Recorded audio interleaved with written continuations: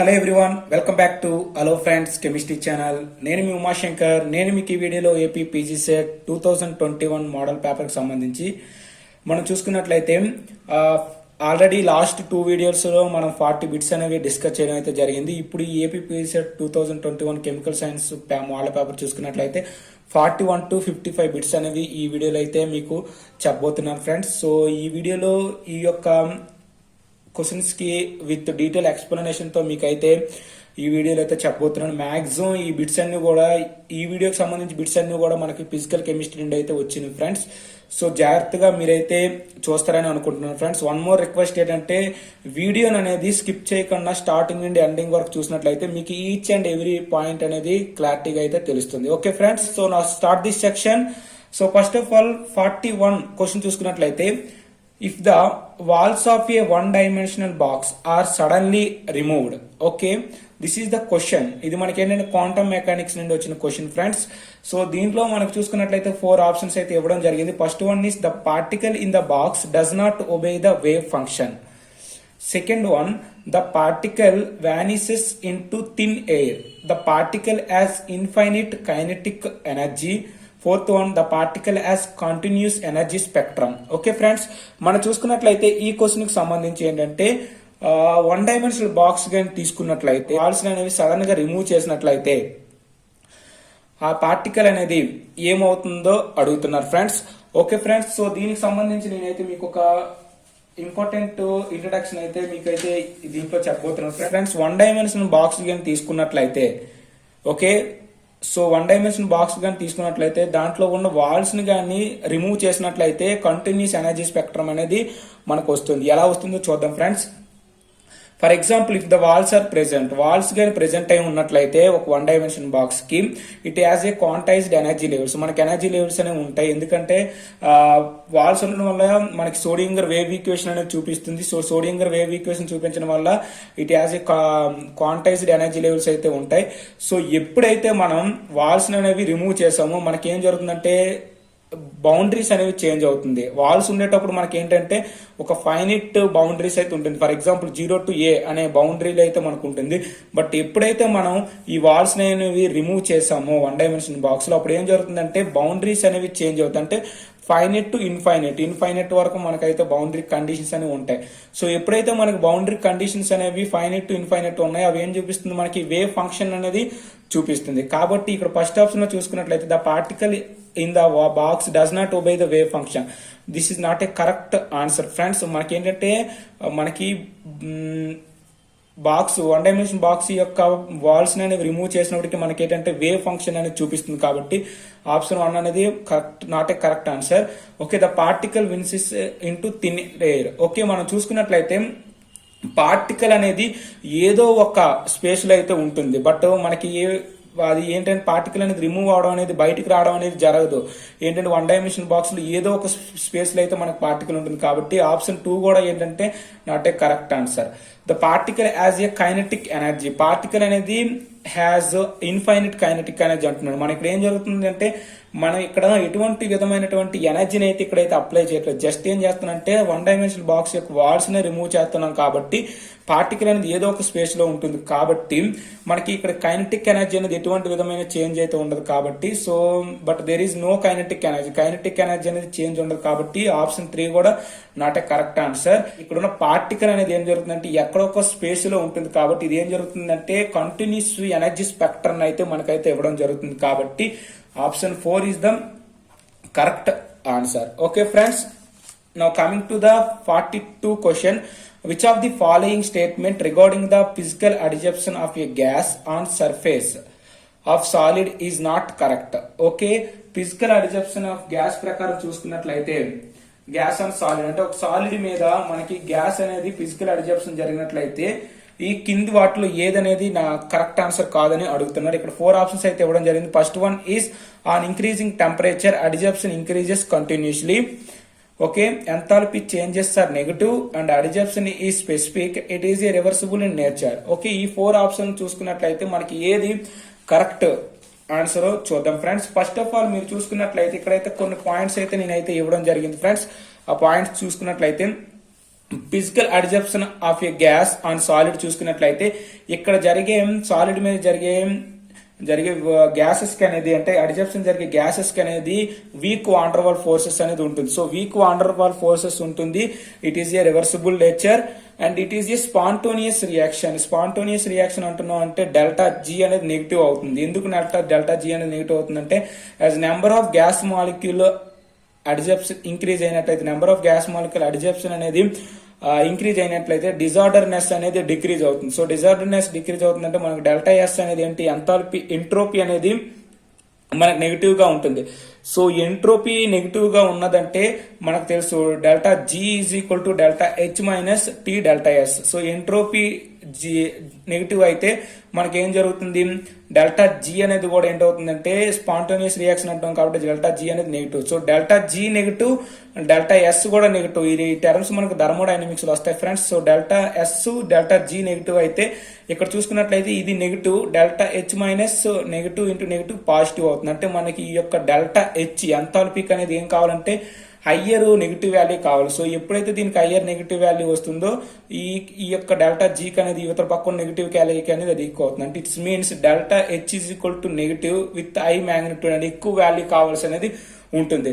So కాబట్టి ఇక్కడ ఏంటవుతుందంటే ఇక్కడ మనకు ఆప్షన్ లో చూసుకున్నట్లయితే on increasing temperature adsorption increasing continuation అని ఇచ్చాడు. Enthalpy increases are negative. So enthalpy increases are negative కాబట్టి ఇది correct answer. Okay, adsorption is specific అంటున్నారు ఫ్రెండ్స్. అడ్జప్షన్ అనేది మనకి ఏంటంటే అడ్జప్షన్ అనేది నాన్ స్పెసిఫిక్. ఈ టర్మ్ గుర్తుపెట్టుకోండి, అడ్జప్షన్ అనేది non specific and as temperature increases adsorption అనేది డిక్రీజ్ అవుతుంది. వీడు ఏం అడిగాడంటే ఇంక్రీజింగ్ అని ఇచ్చాడు కాబట్టి ఆప్షన్ 1 చూసుకున్నట్లయితే on increasing temperature adsorption increasing continuation అంటున్నాడు కాబట్టి here this is a not a correct statement. At the same time adsorption is specific అంటున్నాడు, ఇది కూడా నాట్ ఏ కరెక్ట్ స్టేట్మెంట్స్. కాబట్టి 1 and 3 ఈ రెండిట్లో ఏ ఆప్షన్ పెట్టినా సరే మీకు ఏంటంటే correct answer friends. So enthalpy అనేది చేంజ్ అనేది నెగిటివ్ అవుతుంది. At same time it is a reversible in nature. Reversible nature లో ఉంటుంది, ఎంథాల్పీ చేంజ్ అనేది నెగిటివ్ ఉంటుంది. మనం చూసుకున్నట్లయితే అన్ ఇంక్రీజింగ్ టెంపరేచర్ అడ్జప్షన్ అనేది డిక్రీజ్ అవుతుంది. ఓకే, అడ్జప్షన్ ఈజ్ స్పెసిఫిక్ కాదు ఫ్రెండ్స్, అడ్జప్షన్ అనేది నాన్ స్పెసిఫిక్ కాబట్టి సో మీరు 1 గానీ 3 గానీ ఏ ఆప్షన్ పెట్టినా కరెక్ట్. ఓకే, సో 43 క్వశ్చన్ చూసుకున్నట్లయితే ఫ్రాండ్లిచ్ అడ్జప్షన్ ఐసోథర్మ్ ఈజ్. ఇక్కడ చూసుకున్నట్లయితే మనకు 4 ఆప్షన్స్ అయితే ఇవ్వడం జరిగింది. ఫ్రాండ్లిచ్ అడ్జప్షన్ ఐసోథర్మ్ ఫార్ములా ఏంటో అడుగుతున్నారు friends. Okay, so Freundlich adsorption isotherm formula చూసుకున్నట్లయితే this is nothing but the Freundlich adsorption isotherm formula x by m is equal to k into p power of 1 by n. Okay, here 1 by n is less than 1. Okay, ఇక్కడ ఏం చేస్తాడంటే మనకి ఇచ్చిన question లో చూసుకున్నట్లయితే okay friends, మనకి ఇచ్చిన question లో చూసుకున్నట్లయితే టీ యొక్క p and 1 by n terms అనేవి చేంజ్ చేయడం జరిగింది. Here instead of pressure term అనేది కాన్సన్ట్రేషన్ టర్మ్ గా ఇచ్చాడు. ఇట్ కన్వీనియన్స్లీ 1 by n అనేది రీప్లేస్డ్ విత్ n తో రీప్లేస్మెంట్ చేశాడు. అంటే ఇక్కడ చూసుకున్నట్లయితే ఈ ఫార్ములా చూసుకున్నట్లయితే p ప్లేస్ లో మనకి ఇందులో c ఇచ్చాడు, 1 by n ప్లేస్ లో n ఇచ్చాడు కాబట్టి సో మన ఫార్ములా ఏంటంటే x by m is equal to k into c power of n. So option 1 అనేది మనకి correct friends. At same time for example మనకి ఈ ఈక్వేషన్ కానీ లాగర్ బోత్ సైడ్స్ లాగర్థం చేసినట్లయితే log x by m is equal to log k plus 1 by n into log p. So this is the correct formula. Adsorption Freundlich adsorption isotherm formula ఏంటంటే x by m is equal to k into p power of 1 by n అని ఇవ్వచ్చు. For example మనకు terms గానీ మార్చినట్లయితే concentration term మార్చినట్లయితే k into c power of n 1 by n place లో n అంటే terms ని కానీ చేంజ్ చేసినట్లయితే మనం ఈ యొక్క ఫార్ములా అయితే గుర్తుపెట్టుకోవాలి friends. Okay, so option 1 is the correct answer. Okay, option 1 is the correct answer. 44th bit చూసుకున్నట్లయితే the addition of catalyst during a chemical reaction alters which of the following quantities. Okay, ఇక్కడ చూసుకున్నట్లయితే chemical reaction జరిగేటప్పుడు కానీ మనం catalyst ని కానీ edition చేసినట్లయితే ఈ 4 క్వాంటిటీలో ఈ కింది పరిమాణంలో ఏది అనేది మారుతుందో అడుగుతున్నారు ఫ్రెండ్స్. ఇక్కడ మనకు 4 ఆప్షన్స్ అయితే ఇవ్వడం జరిగింది. Enthalpy, activation energy and entropy and internal energy. చూడండి ఫ్రెండ్స్, ఎప్పుడు కూడా మనం ఏంటంటే రియాక్షన్ కానీ జరుగుతున్నప్పుడు కెటలిస్ట్ ని కానీ యాడ్ చేసినట్లయితే మనకి ఏం జరుగుతుందంటే యాక్టివేషన్ ఎనర్జీ అనేది చేంజ్ అవుతుంది. అయితే ఇంక్రీజ్ అయినా అవడం అవుతుంది, లేకపోతే డిక్రీజ్ అయినా అవడం జరుగుతుంది. బట్ ఎంథాల్పీ, ఎంట్రోపీ, ఇంటర్నల్ ఇవేవి కూడా చేంజ్ అవ్వదు. కాబట్టి option 2 is the correct answer. So దీనికి సంబంధించి మీకు ఒక చిన్న ఇన్ఫర్మేషన్ అయితే ఇస్తాను చూడండి ఫ్రెండ్స్. ఇక్కడ చూసుకున్నట్లయితే కెటలిస్ట్ అనేది ఏం చేస్తుందంటే రేట్ ఆఫ్ రియాక్షన్ ఇంక్రీజ్ చేస్తుంది, at the same time activation ఎనర్జీని డిక్రీజ్ చేస్తుంది. ఓకే, ఇక్కడ చూసుకున్నట్లయితే year this is nothing but the reactant coordination path, year this is the energy. ఇక్కడ రియాక్టెన్స్ ప్రొడక్టెన్స్. ఇక్కడ చూసుకున్నట్లయితే reactance is connected to the product without catalyst లేనప్పుడు చూసుకున్నట్లయితే మనకి రియాక్షన్ అనేది చాలా స్లోగా జరుగుతుంది. సో ఈ విధంగా రావడం జరుగుతుంది. ఎప్పుడైతే మనం కెటలిస్ట్ ని కానీ యాడ్ చేసినట్లయితే రియాక్షన్ అనేది రేట్ ఆఫ్ రియాక్షన్ అనేది పాజిటివ్ గా జరుగుతుంది. సో ఈ యొక్క ఇక్కడ నుండి ఎనర్జీ బ్యారియర్ దీనికి సంబంధించిన యాక్టివేషన్ ఎనర్జీ అనేది డిక్రీజ్ అవుతుంది. కాబట్టి కెటలిస్ట్ ని కానీ యాడ్ చేసినట్లయితే కెమికల్ రియాక్షన్స్ కి ఏం జరుగుతుందంటే యాక్టివేషన్ ఎనర్జీ అనేది డిక్రీజ్ అవుతుంది. So with respect to the rate of reaction అనేది ఇంక్రీజ్ అవుతుంది. కాబట్టి so this is the correct statement. కాబట్టి so 2 is the correct answer. Okay friends, so now coming to the 45 bit చూసుకున్నట్లయితే 45 bit చూసుకున్నట్లయితే which of the following is not a Maxwell equation. Okay, ఈ 4 option లో ఒకటి అనేది Maxwell equation కాదని అడుగుతున్నాడు friends. అది ఏంటో చూద్దాం. సో ఈ యొక్క మ్యాక్స్వెల్ ఈక్వేషన్ అనేది గుర్తు పెట్టుకోవడం ఎలా, దీని గురించి మీకైతే ఒక చిన్న ట్రిక్ అయితే చెప్తాను చూడండి ఫ్రెండ్స్. ఇది చాలా యూజ్ అవుతుంది అయితే నేనైతే అనుకుంటున్నాను. మీరైతే ఏ ఎగ్జామ్స్ కి అయినా సరే, ఏ కాంపిటేటివ్ ఎగ్జామ్స్ కి అయినా సరే ఈ యొక్క ట్రిక్ గానీ మీరు కానీ గుర్తు పెట్టుకున్నట్లయితే మీరు ఈజీగా మ్యాక్స్వెల్ ఈక్వేషన్స్ ఈజీగా ఐడెంటిఫై చేయొచ్చు.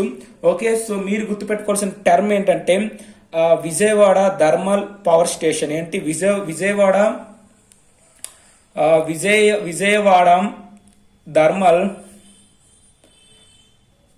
థర్మల్ పవర్ స్టేషన్ టర్మ్ అనేది మీరైతే గుర్తుపెట్టుకోండి ఫ్రెండ్స్. విజయవాడలో వి ఉంటుంది, thermal T, P and S. ఇది సీక్వెన్స్ మనకి.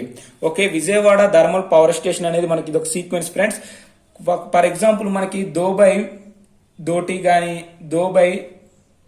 దోవి గాని ఈ 2 టర్మ్స్ గాని మనకు కనిపించినట్లయితే నెగిటివ్ అనేది యాడ్ చేయండి. సో ఇది మీరు సింపుల్ గా గుర్తుపెట్టుకోవాల్సిన టర్మ్. ఓకే, ఏంటి విజయవాడ థర్మల్ పవర్ స్టేషన్. మీరు గుర్తుపెట్టుకోవాల్సిన టర్మ్ ఏంటి Vijayawada thermal power station and దోబై దోటి గాని దోబై దోవి ఈ 2 టర్మ్ ఉంటే మనం నెగిటివ్ గాని యాడ్ చేస్తే సో మ్యాక్స్వెల్ ఈక్వేషన్స్ అని మనం ఈజీగా ఐడెంటిఫై చేయొచ్చు. సో మనం ఫస్ట్ మనకి ఇచ్చిన ఆప్షన్ లో చూసుకున్నట్లయితే ఫస్ట్ వన్ చూసుకున్నట్లయితే దోటి బై దోవి ఈజ్ ఈక్వల్ టు మైనస్ దోపి బై దోఎస్. ఓకే, మనకు ఫస్ట్ ఇచ్చింది ఏంటంటే దోటి బై దోవి ఈజ్ ఈక్వల్ టు మైనస్ దోపి బై దోఎస్.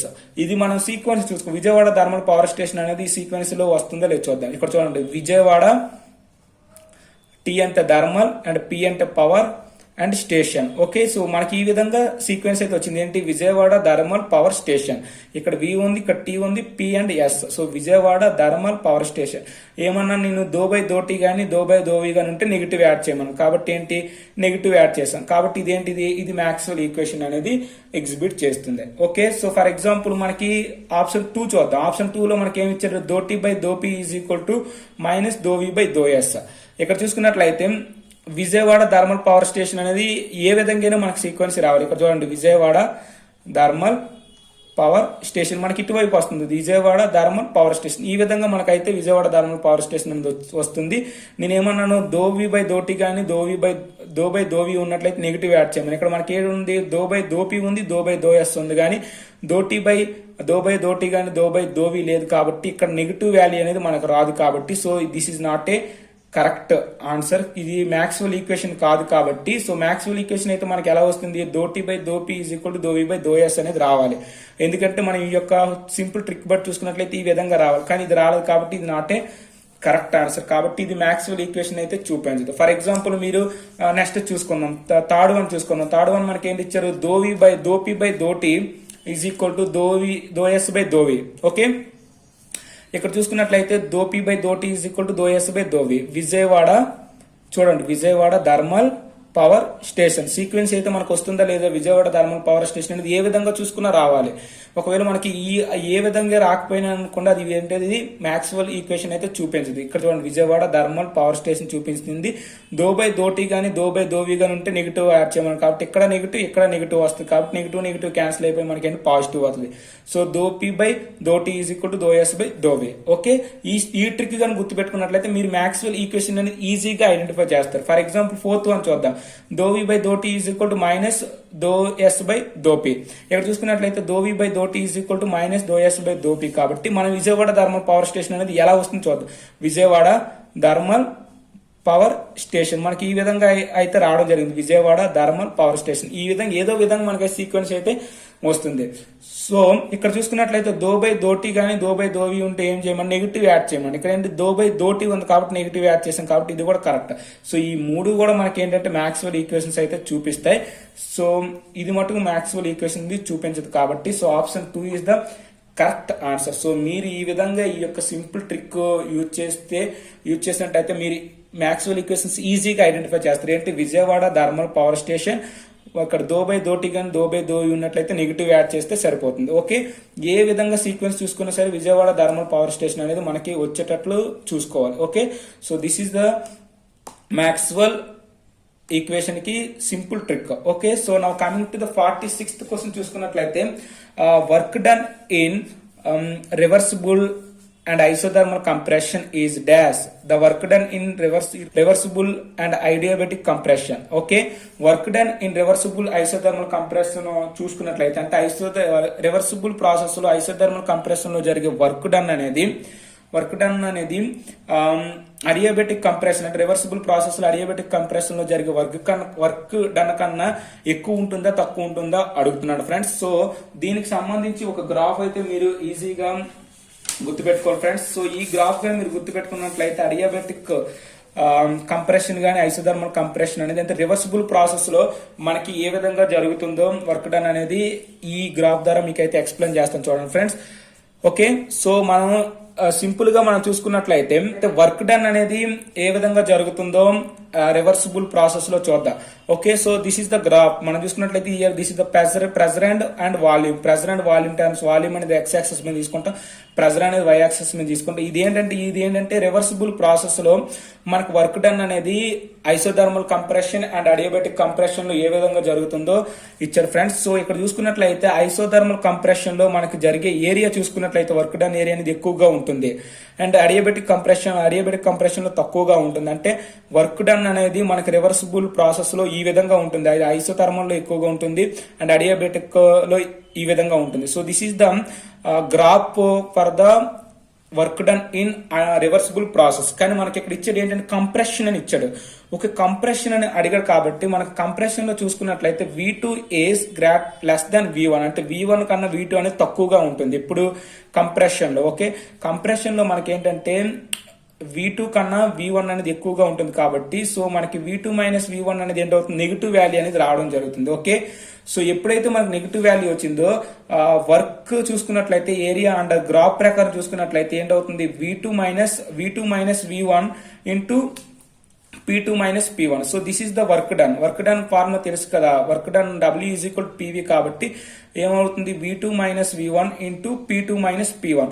కానీ మనకేం తెలుసు కంప్రెషన్ అంటున్నాడు కాబట్టి కంప్రెషన్ లో మనకి ఏమవుతుందంటే V2 మైనస్ V1 అనేది నెగిటివ్ వస్తుంది కాబట్టి so V2 minus V1 place లో నెగిటివ్ వేస్తాం. So negative into P2 minus P1 కాబట్టి మనకి ఏం జరుగుతుందంటే నెగిటివ్ అవుతుంది అంటే I per isothermal. So negative value అనేది దేనికి ఎక్కువగా వస్తుంది అంటే ఐసోథర్మల్ కి అనేది ఎక్కువగా నెగిటివ్ వాల్యూ అయితే రావడం జరుగుతుంది. సో ఎక్కువగా ఐసోథర్మల్ కి నెగిటివ్ వాల్యూ వస్తుంది కాబట్టి వర్క్ డన్ అనేది అడియాబెటిక్ ఎక్కువగా ఉంటుందా ఐసోథర్మల్ కి ఎక్కువగా ఉంటుందా ఇప్పుడు మనం చెప్పాలి ఫ్రెండ్స్. ఫర్ ఎగ్జాంపుల్ -10 -2 లో ఏది ఎక్కువ అంటే ఏం చెప్తాము, -2 అనేది ఎక్కువ.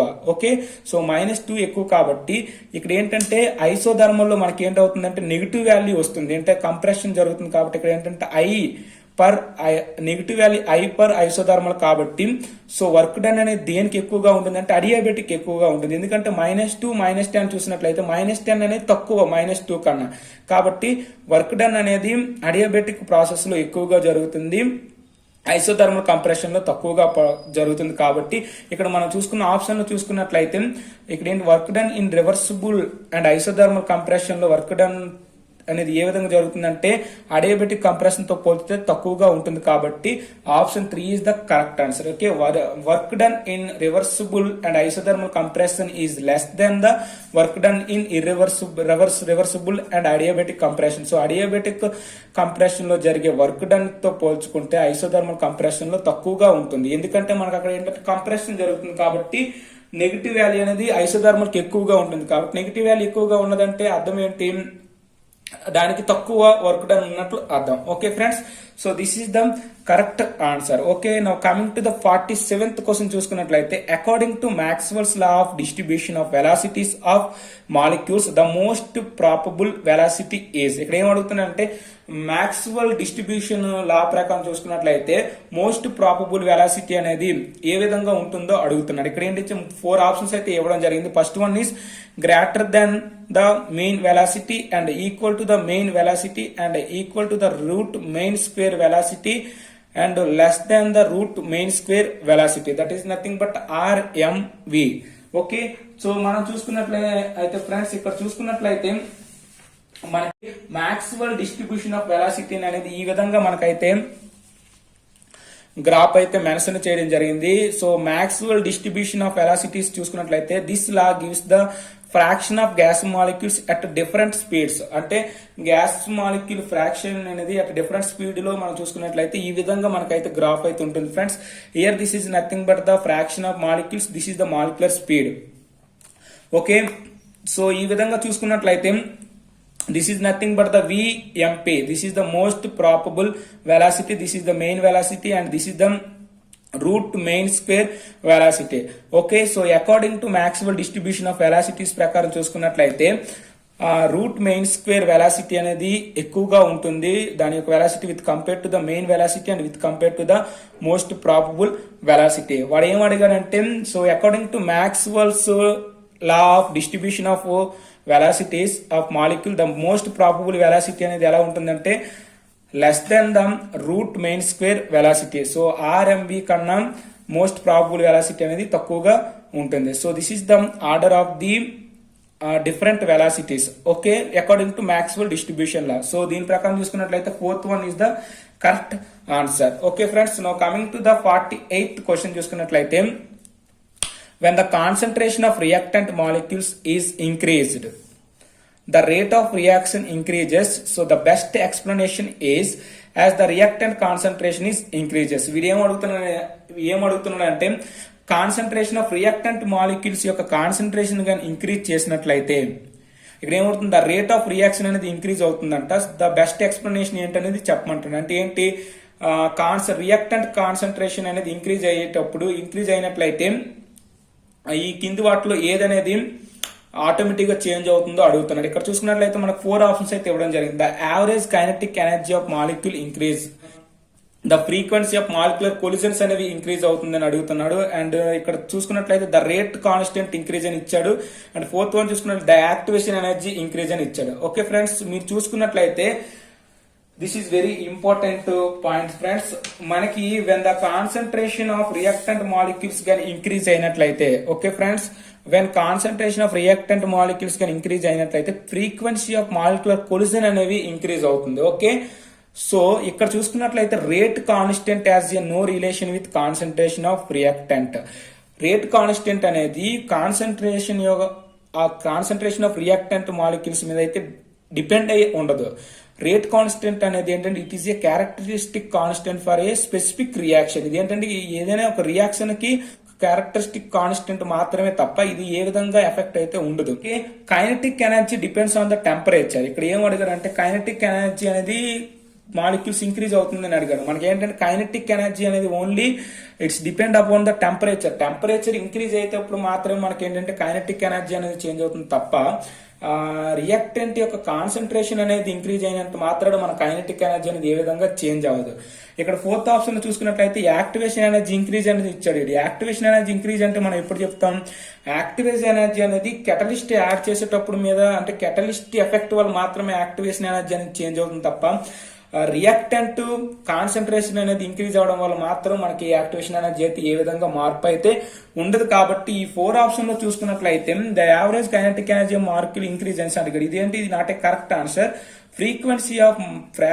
Frequency of molecular collision increase అవుతుంది. ఓకే ఫ్రెండ్స్, మనకి ఏంటంటే కాన్సన్ట్రేషన్ ఆఫ్ రియాక్టెంట్ మాలిక్యూల్స్ అనేవి ఇంక్రీజ్ అయినట్లయితే ఎప్పుడైనా సరే రియాక్టెంట్ మాలిక్యూల్ యొక్క కాన్సన్ట్రేషన్ అనేది ఇంక్రీజ్ అయినట్లయితే మనకి మాలిక్యూల్ యొక్క ఫ్రీక్వెన్సీ యొక్క కొలిజన్ అనేది ఏంటవుతుందంటే ఇంక్రీజ్ అయితే అవుతుంది. కాబట్టి ఈ 4 ఆప్షన్ లో చూసుకున్నట్లయితే option 2 is the correct answer. Okay friends, now coming to the 49th question చూసుకున్నట్లయితే, ఓకే సో 49th క్వశ్చన్ చూసుకున్నట్లయితే In an electrolytic cell, okay, in an electrolytic cell, electrode at which the electrons enter the solution is called the dash. So the chemical changes that occurs at the electrode is called. Okay, వీడేం అడుగుతున్నట్టు ఒక electrolytic cell గాని తీసుకున్నట్లయితే అందులో ఉన్న electrode దగ్గర ఉన్న electrons అనేవి solution లోకి ఎంటర్ అయినట్లయితే ఆ యొక్క ఎలక్ట్రాన్ ఏం అంటారో అడుగుతున్నారు. తర్వాత the chemical changes that occurs at this electrode is called, అంటే అక్కడ జరిగిన కెమికల్ చేంజ్ వల్ల ఆ యొక్క ఎలక్ట్రోడ్ అనేది అక్కడ ఎలక్ట్రోడ్ కి ఏ కెమికల్ చేంజ్ జరుగుతుందని అడుగుతున్నాడు. వీడైతే 4 ఆప్షన్స్ అయితే ఇవ్వడం జరిగింది. First one anode and oxidation, second one anode and reduction, and third one cathode and oxidation, and fourth one cathode and reduction. Okay, మీరు సింపుల్ గా గుర్తుపెట్టుకోండి ఫ్రెండ్స్. మనకి ఎలక్ట్రోలైటిక్ సెల్ గాని చూసుకున్నట్లయితే ఈ విధంగా ఉంటుంది. ఎలక్ట్రోలైటిక్ సెల్ కి ఇక్కడ క్యాథోడ్ ఉంటుంది, యానోడ్ ఉంటుంది, 2 ఎలక్ట్రోడ్స్ అయితే ఉంటాయి. ఇక్కడ చూసుకున్నట్టయితే ఎలక్ట్రాన్స్ అనేవి ఎంటర్ టు ద సొల్యూషన్ లోకి ఎలా ఎంటర్ అవుతాయి అంటే క్యాథోడ్ నుండి మనకి ఎలక్ట్రాన్స్ అయితే సొల్యూషన్ లోకి ఎంటర్ అవుతాయి, యానోడ్ వైపు అయితే ఎలక్ట్రాన్స్ అయితే మూవ్ అవుతాయి. సో ఇక్కడ పాజిటివ్ ఛార్జ్ ఉంటుంది, నెగిటివ్ ఛార్జ్ ఉంటుంది. Simply nothing but electrolytic cell చూసుకున్నట్లయితే ఆల్వేస్ యానోడ్ దగ్గర మనకి ఎప్పుడు ఆక్సిడేషన్ జరుగుతుంది, క్యాథోడ్ దగ్గర రిడక్షన్ జరుగుతుంది. వీడు అడిగిన క్వశ్చన్ ఏంటంటే ఒక ఎలక్ట్రోలైటిక్ సెల్ గాని చూసుకున్నట్లయితే electrons enter to the solution, అంటే ఇక్కడ ఉన్న ఎలక్ట్రోడ్ ఉంది కదా, దీంట్లో నుండి ఎలక్ట్రాన్స్ అనేవి సొల్యూషన్ లోకి ఎంటర్ అవుతున్నాయి కాబట్టి దీన్ని ఏమంటారో అడుగుతున్నారు. దీన్ని ఏమంటారు? క్యాథోడ్ అంటారు. ఓకే, ఈ క్యాథోడ్ దగ్గర జరిగే రియాక్షన్ ఏం జరుగుతుంది అంటే రిడక్షన్ జరుగుతుంది. ఓకే, క్యాథోడ్ దగ్గర రిడక్షన్ జరుగుతుంది, యానోడ్ దగ్గర ఆక్సిడేషన్ జరుగుతుంది కాబట్టి so fourth one is the correct answer. So option 4 is the correct answer. Okay friend, now coming to the 50th question చూసుకున్నట్లయితే the specific conductance of the electrolyte in dash on dilution. Okay, వీడేం అడుగుతున్నాడంటే specific conductance of electrolyte యొక్క specific conductance అనేది dilution add చేసిన కొద్దీ ఏమవుతుందో అడుగుతున్నాడు. వీడైతే 4 options అయితే ఇవ్వడం జరిగింది. Increases and decreases and slightly increases and cannot be determined. Okay, మనం చూసుకున్నట్లయితే ఫస్ట్ ఆఫ్ ఆల్ మనకి ఏం తెలియాలంటే స్పెసిఫిక్ కండక్టెన్స్ అంటే ఏంటో తెలియాలి ఫ్రెండ్స్. ఓకే, మీరు ఇక్కడ చూసుకున్నట్లయితే స్పెసిఫిక్ కండక్టెన్స్ అంటే ఏంటో చూద్దాం. So specific conductance is nothing but the conductance measured in the unit volume. అంటే ఒక యూనిట్ వాల్యూమ్ తీసుకున్నట్లయితే దాంట్లోని మెజర్ చేసే కండక్టెన్స్ ని స్పెసిఫిక్ కండక్టెన్స్ అని అంటాం. So by increasing dilution, dilution గా ఇంక్రీజ్ చేసినట్లయితే the number of ions present in per unit volume decrease అవుతుంది. సో దీన్ని బట్టి ఏంటవుతుంది? స్పెసిఫిక్ కండక్టెన్స్ అనేది డిక్రీజ్ అవుతుంది. ఓకే, డైల్యూషన్ అనేది యాడ్ చేసిన కొద్ది స్పెసిఫిక్ కండక్టెన్స్ అనేది ఏమవుతుందంటే డిక్రీజ్ అవుతుంది. దీనికి సంబంధించి ఒక ఎగ్జాంపుల్ అయితే చూద్దాం friends. Here this is nothing but the ఒక బీకర్ తీసుకున్నాం. దీంట్లో ఏంటంటే యూనిట్ వాల్యూమ్ అనేది ఉంది. ఇక్కడ యూనిట్ వాల్యూమ్ ఉంది. 1 లీటర్ వాటర్ తీసుకున్నాం, దీంట్లో ఒక యూనిట్ వాల్యూమ్ లో ఉన్నాయి. ఈ యూనిట్ వాల్యూమ్ సంబంధించి కండక్టెన్స్ అనేది ఒక స్పెసిఫిక్ కండక్టెన్స్ అనేది కొంత ఉంటుంది. ఓకే, ఎప్పుడైతే మనం adding another litre of water, ఇంకో litre of water molecule water కానీ మనం యాడ్ చేసినట్టయితే మనకి ఏం జరుగుతుంది? 2 లీటర్ ఆఫ్ వాటర్ అవుతుంది. సో డైల్యూషన్ అనేది యాడ్ చేసిన కొద్దీ ఈ స్పెసిఫిక్ కండక్టెన్స్ యొక్క యూనిట్ వాల్యూమ్ యొక్క స్పెసిఫిక్ కండక్టెన్స్ ఏమవుతుందంటే డిక్రీజ్ అవుతుంది. ఎందుకు డిక్రీజ్ అవుతుందంటే ఇక్కడ number of ions present in the unit volumes అనేవి డిక్రీజ్ అవుతుంది. సో అయాన్స్ అనేవి తక్కువగా ఉంటుంది కాబట్టి సో స్పెసిఫిక్ కండక్టెన్స్ అనేది డిక్రీజ్ అవుతుంది. So this is nothing but the specific conductance. So the option చూసుకున్నట్లయితే the specific conduction of electrolyte on dash on dilution, dilution అనేది యాడ్ చేసిన స్పెసిఫిక్ కండక్టెన్స్ అనేది డిక్రీజ్ అవుతుంది కాబట్టి option 2 is the correct answer. 1 question చూసుకున్నట్లయితే which of the following exhibit geometric isomers. Okay, ఈ కింది వాటిలో ఏది జామెట్రిక్ ఐసోమర్స్ ని ఎగ్జిబిట్ చేస్తుందో అడుగుతున్నాడు. వీడైతే 4 ఆప్షన్స్ అయితే ఇవ్వడం జరిగింది. సో మనం ఏదైనా ఒక ఐసోమర్స్ గానీ జామెట్రిక్ ఐసోమర్స్ ని గానీ చెప్పాలంటే మనం సింపుల్ గా చెప్పవలసింది ఏంటంటే ఇక్కడ వీడేంటి ఇచ్చాడంటే డబుల్ బాండెడ్ కార్బన్ ఆటమ్స్ అయితే ఇచ్చాడు. So double bonded carbon atoms ఇచ్చేటప్పుడు జామెట్రిక్ ఐసోమర్స్ అనేది ఏ విధంగా ఉంటాయో, వేటికి జామెట్రిక్ ఐసోమర్ ఉంటాయో ఒకసారి సింపుల్ గా చూడండి ఫ్రెండ్స్. ఇక్కడ చూసుకున్నట్లయితే ఫస్ట్ ఆప్షన్ చూసుకున్నట్లయితే CH2 double bond C bond CH3 Br. Okay, మనం ఎప్పుడు కూడా ఇక్కడ ఒక చిన్న పాయింట్ ఇచ్చింది చూడండి. For exhibiting geometric isomers 2 double bonded carbon atoms, it's 2 double bonded carbons should have different groups each other on single carbon. మనం ఏంటి అడిగానంటే ఇక్కడ ఏమి ఇచ్చారంటే ఏవైనా ఒక ఐసోమర్ అనేది జామెట్రిక్ ఐసోమర్స్ ని చూపించాలంటే అక్కడ ఉన్న 2 డబుల్ బాండెడ్ కార్బన్ ఆటమ్స్ కి ఈచ్ కార్బన్ ఆటమ్ కూడా ఏం జరగాలంటే డిఫరెంట్ గ్రూప్స్ అనేది అటాచ్ చేయి ఉండాలి. ఇక్కడ చూసుకున్నట్టు ఫస్ట్ ఆప్షన్ లో చూసుకున్నట్టు CH2 double bond C bond CH3 ఇక్కడ కార్బన్ ఆటం రెండు కూడా డిఫరెంట్ గ్రూప్స్ అయితే ఉంది. బట్ ఇక్కడ కార్బన్ చూసుకున్నట్లయితే రెండు కూడా హైడ్రోజన్స్ ఉంది కాబట్టి ఇది అనేది జామెట్రికల్ ఐసోమర్స్ అయితే చూపించదు కాబట్టి option A is the wrong answer. Okay, B చూసుకున్నట్లయితే CH3 bond C double bond C ఇక్కడ హైడ్రోజన్ ఉంది, ఇక్కడ హైడ్రోజన్ ఉంది, ఇక్కడ CH2Br. ఇక్కడ చూసుకున్నట్లు ఈ కార్బన్ ఆటం అనేది డిఫరెంట్ గ్రూప్స్ కలిగి ఉంది, ఈ కార్బన్ ఆటం కూడా డిఫరెంట్ గ్రూప్ కలిగి ఉంది. సో ఈచ్ కార్బన్ కూడా డిఫరెంట్ గ్రూప్స్ కలిగి ఉన్నట్లయితే అదేంటంటే మనకు జామెట్రికల్ ఐసోమర్ చూపిస్తుంది కాబట్టి B is the correct answer. ఇక్కడ చూసుకున్నట్లయితే సి చూసుకున్నట్లయితే మనకి C డబుల్ బాండ్ C, ఈ C2H5 C2H5 ఈ రెండు కూడా సేమ్ ఒకే లాంటి గ్రూప్స్ ఉన్నాయి కాబట్టి ఇది ఏంటంటే జామెట్రిక్ ఐసోమర్ చూపించదు. ఇక్కడ చూసుకున్నట్టు CH3 C bond H double bond C ఇక్కడ రెండు కూడా హైడ్రోజన్ లో సేమ్ ఒకేలాంటి గ్రూప్స్ ఉన్నాయి కాబట్టి చూపించదు. సింపుల్ గా చూపించాలంటే మనకి ఏవి జామెట్రికల్ ఐసోమర్ చూపిస్తే జామెట్రికల్ ఐసోమర్స్ చూపిస్తాయి అంటే C double bond C AB. So ఈ విధమైనటువంటి గ్రూప్స్ గానీ అంటే ఒక కార్బనిక్ గానీ డిఫరెంట్ గ్రూప్స్ గానీ ఒక కార్బనిక్ మాత్రమే ఏవైనా రెండు డిఫరెన్స్ గ్రూప్ ఉన్నట్లయితే అవి మాత్రమే జామెట్రికల్ ఐసోమర్ చూపిస్తాయి. ఈ విధంగా ఉంటే జామెట్రికల్ ఐసోమర్స్ అనేవి చూపించదు కాబట్టి so option B is the correct answer. Okay friends, so 2 is the correct answer. Okay friends, so now coming to the 52 question. If any two atoms or groups bonded to a chiral carbon atom are interchanged on Fischer projection formula, the resulting isomer is called. ఏమడిగాడంటే Fischer projection formula ప్రకారం ఒక chiral carbon ఆటంలోని ఏవైనా రెండు groups ని కానీ interchange చేసినట్లయితే resultant గా వచ్చే ఐసోమర్ ఏంటని అడుగుతున్నాడు. ఇక్కడ 4 ఆప్షన్స్ అయితే ఇవ్వడం జరిగింది. First one is diastereomers and second one is racemate and third one is enantiomers and fourth one is metamer. Okay friends, so మీరు ఇక్కడ చూసుకున్నట్లయితే సింపుల్ గా చెప్తాను చూడండి ఫ్రెండ్స్. కైరల్ కార్బన్ అంటే మనకి ఏంటో తెలియదు ఫ్రెండ్స్.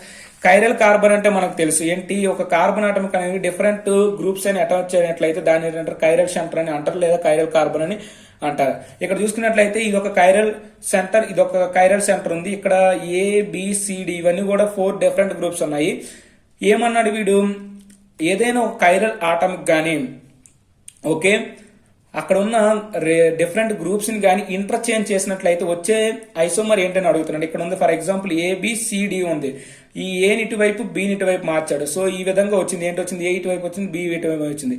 ఇక్కడ ఒక మిర్రర్ ఇమేజ్ పెట్టినట్లయితే ఈ రెండు కూడా ఎలా ఉన్నాయి, mirror images to each other ఉన్నాయి బట్ నాన్ సూపర్ ఇంపాసిబుల్. కాబట్టి ఇది ఏంటిది non super impossible mirror images కాబట్టి దీన్ని ఏమంటామంటే ఎనాన్షియోమర్స్ అని అంటాం. అంటే two groups exchange if it having a one chiral center produce enantiomers. అంటే ఒక కైరల్ సెంటర్ ఉండేటప్పుడు రెండు గ్రూప్స్ ని కానీ ఎక్స్చేంజ్ చేసినట్లయితే మనకి ఏంటి ప్రొడ్యూస్ అవుతుంది అంటే ఎనాన్షియోమర్స్ అనేది ప్రొడ్యూస్ అవుతుంది. ఫర్ ఎగ్జాంపుల్ మనకి 2 కైరల్ సెంటర్స్ అనేవి ఉన్నాయి. ఇప్పుడు 2 కైరల్ సెంటర్స్ ఉండేటప్పుడు మనం ఇక్కడ ఉన్న గ్రూప్స్ ని కానీ ఎక్స్చేంజ్ చేసినట్లయితే మనకి ఏం జరుగుతాయి అంటే ఇవేంటంటే మిర్రర్ ఇమేజెస్ లేవు, at the same time non super impossible కూడా కాదు. అంటే ఇవి non super impossible non mirror images కాబట్టి ఇవేంటి డయోస్టీరియోమర్స్ అనేవి వస్తాయి. If molecule have more than 1 chiral centre, వాడి క్వశ్చన్ లో మనకి 1 కైరల్ సెంటర్ ఆటం ఇచ్చాడు కాబట్టి ఎనాన్షియోమర్స్ అనేది కరెక్ట్. ఒకవేళ మనకి 2 కైరల్ సెంటర్స్ ఇచ్చి అక్కడ ఉన్న గ్రూప్స్ అనేది ఇంటర్చేంజ్ చేసినట్లయితే అక్కడ వచ్చే ఐసోమర్ ఏమని అడిగితే డయోస్టీరియం అని చెప్పాలి. అంటే if molecule have more than 1 chiral center and if 2 atoms are interchanged on 1 chiral center it produce diastereomers. Okay, 2 chiral center 1 కన్నా ఎక్కువ chiral సెంటర్లు ఉన్నప్పుడు అయితే మనం గ్రూప్స్ కానీ ఇంటర్చేంజ్ చేసినట్టయితే మనకు డయోస్టీరియోమర్స్ వస్తాయి. ఓన్లీ సింగిల్ chiral సెంటర్ ఉండి అక్కడ ఉన్న గ్రూప్స్ కానీ ఎక్స్చేంజ్ చేసినట్లయితే మనకి ఎనాన్షియోమర్స్ అనేవి రావడం అయితే జరుగుతుంది. వీడు ఇక్కడ ఏం అడిగాడంటే if any 2 atoms or groups bonded to a chiral carbon అన్నాడు. ఓన్లీ కైరల్ కార్బన్ 1 అని మెన్షన్ చేశాడు కాబట్టి ఆటమ్స్ ఆర్ ఇంటర్చేంజ్ కాబట్టి ఇక్కడ ఏం జరుగుతుందంటే మనకి ఎనాన్షియోమర్స్ అనేవి రావడం జరుగుతుంది కాబట్టి so option 3 is the correct answer. Okay friends, so now coming to the 53. Okay, 53 question చూసుకున్నట్లయితే decreasing order of reactivity of alkyl halide in SN2 reaction. Okay, decreasing order అనేది అడుగుతున్నాడు SN2 రియాక్షన్. ఇక్కడ మనకైతే 4 options అయితే ఇవ్వడం జరిగింది. First of all methyl iodide is more reactive with compare to the primary halide and secondary and tertiary. Here this is the primary halide, secondary and tertiary and methyl. So this is the ఈ విధంగా మనకైతే వీడు options అయితే ఇవ్వడం జరిగింది. మీకు simple గా మీకు ఆల్రెడీ నేనైతే లాస్ట్ వీడియోలో కూడా చెప్పడం జరిగింది. SN2 కి సంబంధించి SN2 రియాక్షన్ చూసుకున్నట్లయితే రియాక్టివిటీ ఆర్డర్ చూసుకున్నట్లయితే మిథైల్ ఆ యాలైడ్స్ అనేవి ఎక్కువగా రియాక్టివిటీ ఉంటుంది with compare to the primary, secondary and tertiary halides. So this is the order. ఇక్కడ చూసుకున్నట్లయితే మనం ఫస్ట్ ఆప్షన్ చూసుకున్నట్లయితే methyl halide is more reactive with compare to the primary and secondary and tertiary, కాబట్టి option 1 is the correct answer. Okay friends, now coming to the 54th question చూసుకున్నట్లయితే when tertiary alkyl azide undergo Curtius rearrangement, so the intermediate formed is. Okay, tertiary alkyl acid అనేది కటియస్ rearrangement లో చూసినట్లయితే form అయ్యే intermediate ఏంటనేది అడుగుతున్నాడు. 4 options అయితే ఇవ్వడం జరిగింది. First one is carbene, nitrene and carbonium ion and nitronium ion. Okay friends, tertiary azide అనేది చూసుకున్నట్లయితే this is nothing but the alkyl tertiary azide. Here this is the involved in the Curtius rearrangement లో కానీ involve అయినట్లయితే మనకి ఇక్కడ ఏం జరుగుతుందంటే ఇక్కడ ఉన్న ఈ యొక్క N అనేది ఇటువైపు అనేది మూవ్ అవుతుంది, అంటే N2 అనేది లిబరేట్ అవుతుంది బయటికి. ఇక్కడ ఉన్న N దగ్గర ఉన్న నెగిటివ్ ఛార్జ్ అనేది ఇటువైపు మూవ్ అవుతుంది. ఈ R అనేది వచ్చి మనకి ఇక్కడ వచ్చి అటాక్ అవుతుంది, అంటే ఆల్కైల్ గ్రూప్ వచ్చి N దగ్గర వచ్చి అటాక్ అవుతుంది. సో ఇక్కడ ఫార్మ్ అయ్యి ఇంటర్మీడియట్ చూసుకున్నట్లయితే R bond C double bond R, ఇక్కడ ఏంటవుతుందంటే ఈ బాండ్ ఇటువైపు షిఫ్ట్ అవుతుంది కాబట్టి N2 కింద క్లియర్ అవుతుంది. ఇక్కడ ఏంటంటే లోన్ పేర్ ఆఫ్ ఎలక్ట్రాన్స్ అయితే రావడం జరుగుతుంది. సో మనకి ఇది ఏంటంటే నైట్రిన్ ఇంటర్మీడియట్ అనేది రావడం జరుగుతుంది. సింపుల్ గా మీరు గుర్తుపెట్టుకోండి, కటియస్ రీఅరేంజ్మెంట్ లో మనకి వచ్చే ఇంటర్మీడియట్ ఏంటంటే నైట్రిన్ అనేది వస్తుంది. So but it not isolated. Okay, so ఇది ఐసోలేటెడ్ గా ఉండదు కాబట్టి so it converted to the R bond N double bond C double bond O అనేది ఫైనల్ గా మనకు రావడం అయితే జరుగుతుంది. మనం అడిగే క్వశ్చన్ ఏంటంటే ఆల్కైల్ యాసిడ్ అనేది అండర్గో కటియస్ రీఅరేంజ్మెంట్ అయినట్లయితే అక్కడ వచ్చి ఇంటర్మీడియట్ ఏంటంటే నైట్రిన్ అనేది రావడం జరుగుతుంది. కాబట్టి so option 2 is the correct answer. Okay friends, now coming to the 55 question చూసుకున్నట్లయితే ప్రిడిక్ట్ ద ప్రొడక్ట్. ఏంటి predict the product CH3 bond CH double bond CH2. This is nothing but propene is reacted with hydrogen bromide. Options of peroxide ఏంటంటే options of peroxide అంటున్నాడు కాబట్టి simple గా గుర్తుపెట్టుకోండి friends. Year this is nothing but the propene is react with hydrogen bromide. చూసుకున్నట్లయితే options of peroxide అంటున్నాడు కాబట్టి it follows the Markovnikov rule. ఇది ఏంటంటే మార్కోనికాఫ్ రూల్ అనేది ఫాలో అవుతుంది. మార్కోనికాఫ్ రూల్ అంటే ఏంటి? Nucleophile will added to the carbon having less number of hydrogen. Nucleophile అనేది ఏం జరుగుతుందంటే ఏ కార్బన్ దగ్గర అయితే లెస్ నెంబర్ ఆఫ్ హైడ్రోజన్స్ ఉంటాయో అక్కడ వచ్చి మనకి న్యూక్లియోఫైల్ అనేది యాడ్ అవడం జరుగుతుంది. రిమైనింగ్ హైడ్రోజన్ వచ్చి ఎక్కువ కార్బన్స్, ఏ కార్బన్ దగ్గర అయితే ఎక్కువ హైడ్రోజన్స్ ఉన్నాయో ఆ సైడ్ వచ్చి అయితే యాడ్ అవడం అయితే జరుగుతుంది. ఇది according to Markovnikov rule. Options of peroxide అంటున్నారు కాబట్టి it follows the Markovnikov rule. కాబట్టి ఈ యొక్క చూసుకున్నట్లయితే ఇక్కడ బాండ్ బ్రేక్ అయ్యి ఏం జరుగుతుందంటే CH2 ఉంది కాబట్టి ఈ CH2 వైపు వచ్చి హైడ్రోజన్ వచ్చి యాడ్ అవుతుంది. ఈ Br న్యూక్లియోఫైల్ వచ్చి అనేది ఇక్కడ CH దగ్గర యాడ్ అయ్యి మనకు ఫైనల్ గా ఏంటంటే 2 బ్రోమో ప్రోపేన్ అనేది రావడం జరుగుతుంది. కాబట్టి so option A is the 1 is the correct answer. CH3 CH bond Br bond CH3 అనేది correct answer. So these are nothing but the 41 to 55 bits in APPGSET 2021 model paper. Okay, వీటికి సంబంధించి ప్రతి answer కూడా మీకు అయితే full phased గా చెప్పడం అయితే జరిగింది. ఇంకా రిమైనింగ్ బిట్స్ కూడా నేను త్వరలో మీకైతే వీడియో చేసి అయితే అప్లోడ్ అయితే చేస్తాం friends. Okay, if you like this video please subscribe our friends chemistry channel and thank you for watching. Thank you lot. All the very best.